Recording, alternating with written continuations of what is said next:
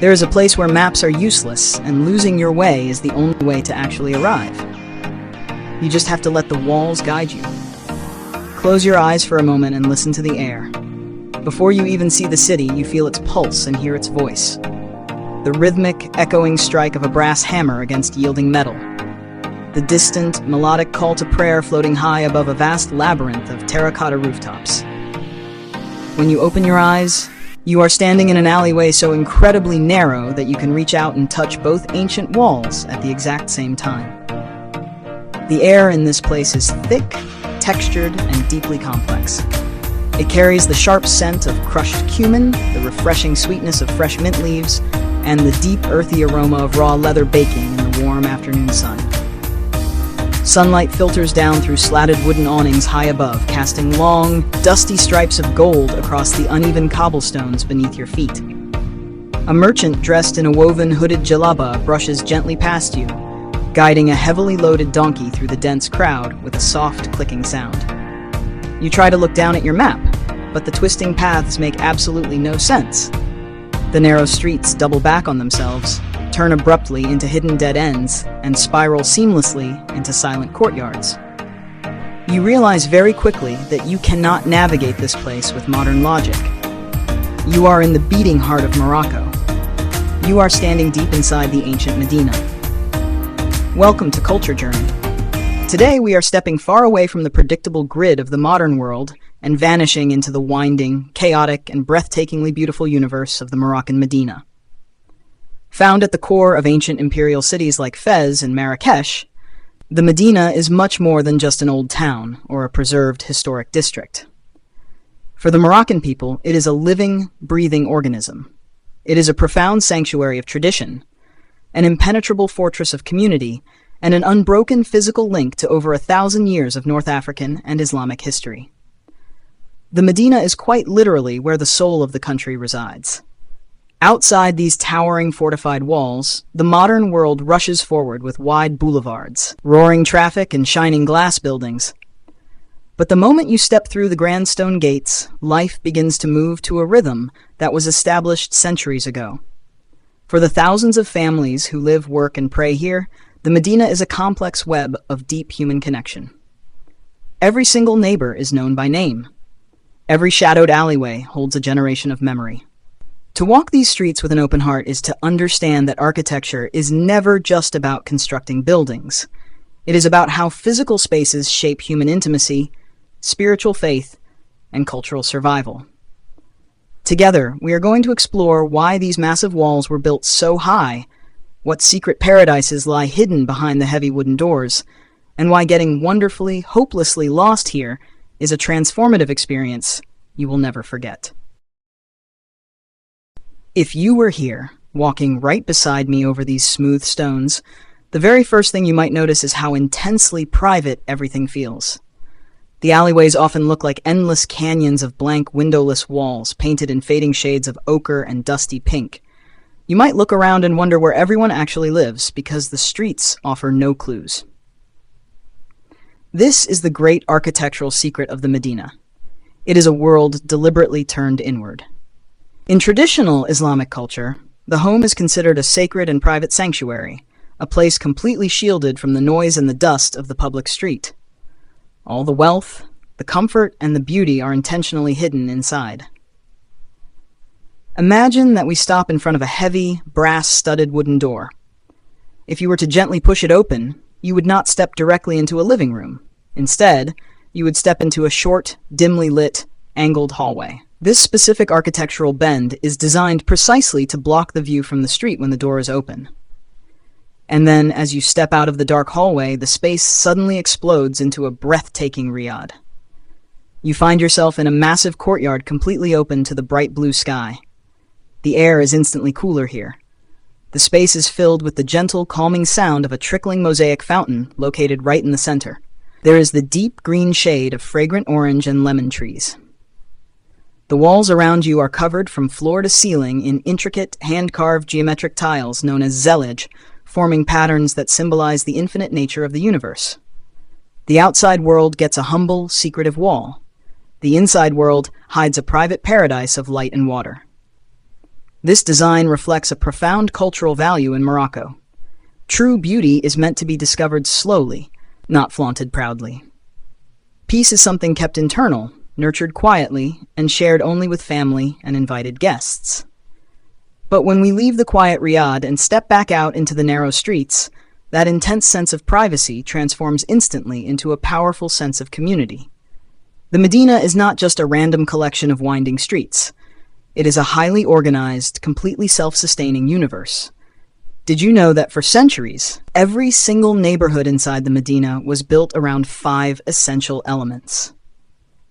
To be considered a fully complete community, a quarter absolutely needed a mosque for spiritual guidance, a communal water fountain for life, a hammam or public bathhouse for purification, a school for education, and a communal bakery to sustain the people. Let us follow the warm, comforting smell of baking bread drifting through the air. Down a small, sloping alley, we find the farran, the traditional communal oven. Even today, many local families prefer to prepare their own dough by hand at home. They shape the loaves, cover them with a unique cloth, and send their children to carry wooden trays of dough down to the neighborhood baker. The baker, working in front of a roaring wood fire, knows exactly which round loaf belongs to which specific family just by the subtle markings on the towel. This incredibly hot room is not just a place to cook food. It is the glowing hearth of the neighborhood. It is the place where local gossip is quietly shared, where community news is passed along, and where the physical warmth of the fire perfectly mirrors the social warmth of the people.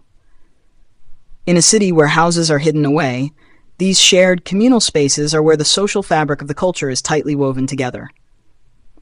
Just a few streets over, we find another pillar of the community, the hammam.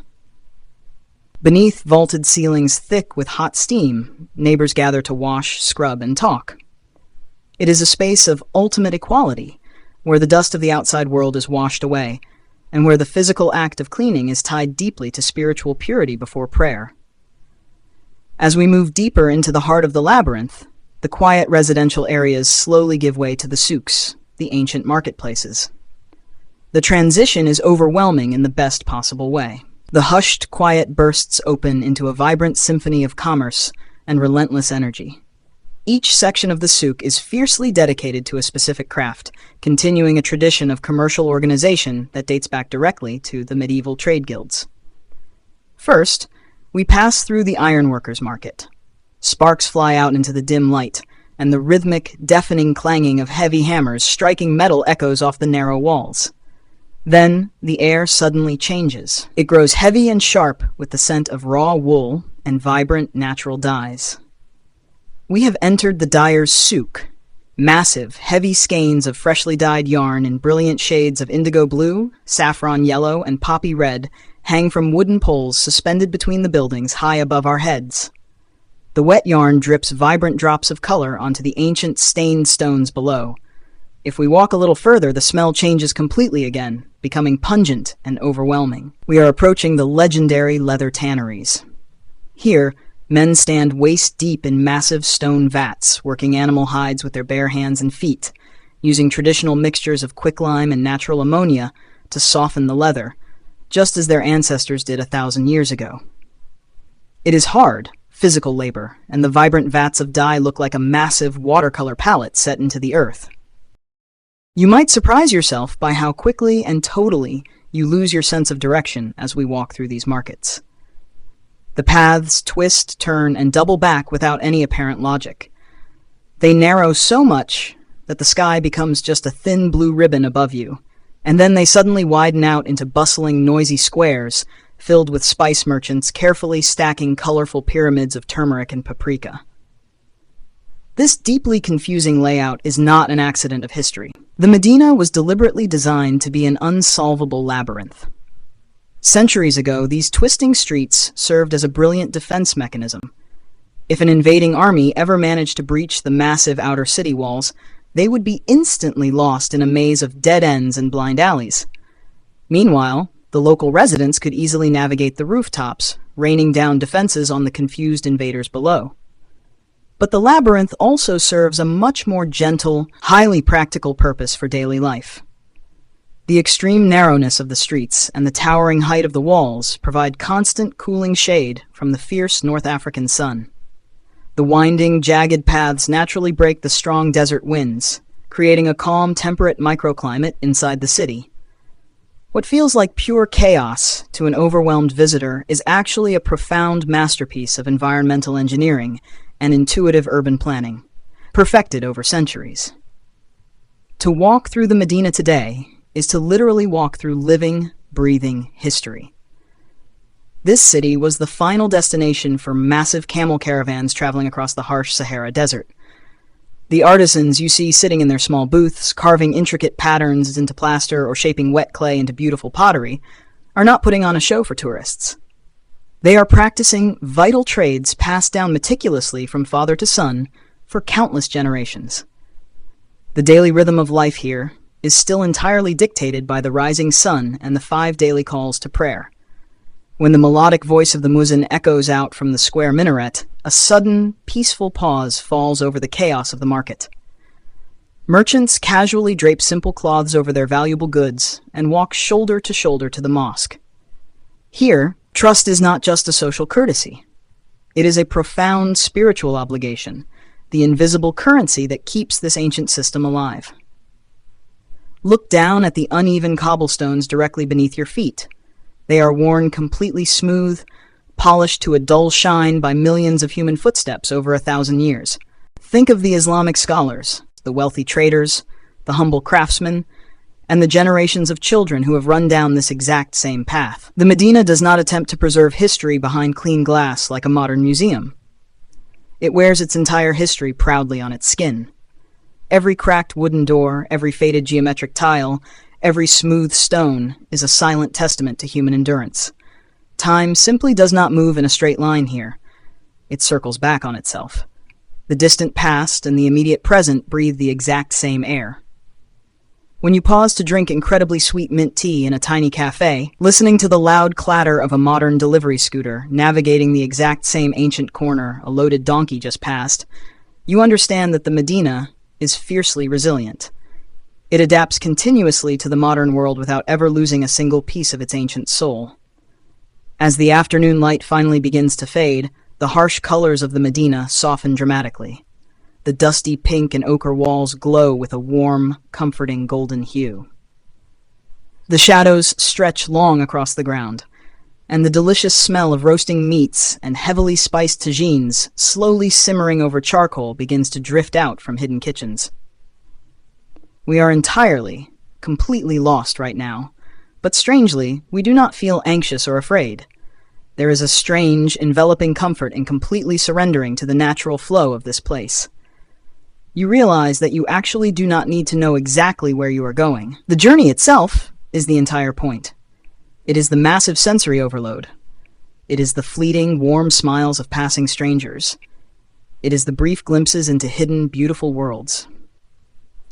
In the Moroccan Medina, you are forced to let go of the modern obsession with efficiency, speed, and strict control. You finally learn how to truly wander. As we finally find our way back out toward the main square, stepping under the massive stone archway and back into the wide, open modern world, the Medina leaves a profound and lasting mark on us. This intricate, beautiful maze of stone, shadow, and spirit reminds us of something deeply essential and universally human. In our modern lives, we so often build our carefully curated worlds around personal isolation and absolute convenience. We draw straight, predictable lines. We rely heavily on glowing screens to tell us exactly where to go. But the Moroccan Medina teaches us the profound, irreplaceable value of physical proximity. It shows us quite clearly that true, lasting community is built organically in shared spaces.